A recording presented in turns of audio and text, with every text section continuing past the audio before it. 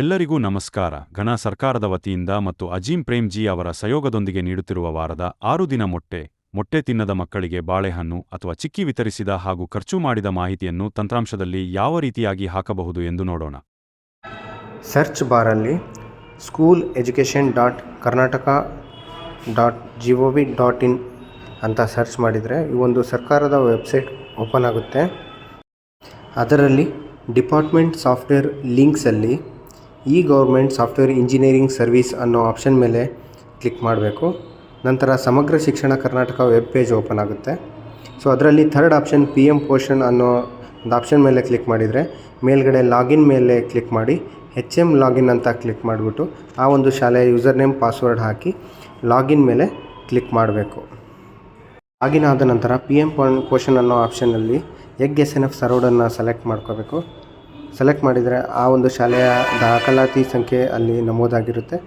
ಅದೇ ರೀತಿಯಾಗಿ ದಿನಾಂಕವನ್ನು ನಮೂದು ಮಾಡಿ ಆ ದಿನದ ಹಾಜರಾತಿಯನ್ನು ನಮೂದು ಮಾಡಿ ಅದೇ ರೀತಿಯಾಗಿ ಮೊಟ್ಟೆ, ಬಾಳೆಹಣ್ಣು ಹಾಗೂ ಚಿಕ್ಕಿಯನ್ನು ಸೇವಿಸಿದ ಫಲಾನುಭವಿಗಳ ಸಂಖ್ಯೆಯನ್ನು ಎಂಟ್ರಿ ಮಾಡಿ ಸಬ್ಮಿಟ್ ಮಾಡಬೇಕು.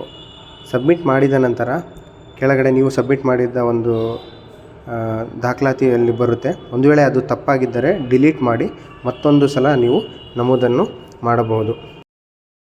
ಅದೇ ರೀತಿಯಾಗಿ ಮತ್ತೆ ಎಕ್ಸಿಟ್ ಆಗಿ PM ಪೋಷಣ್ನಲ್ಲಿ ಎಗ್ SNF ಸರ್ವ್ಡ್ ಅನ್ನೋ ಮಾಹಿತಿಯನ್ನು ಎಂಟ್ರಿ ಮಾಡಬೇಕು.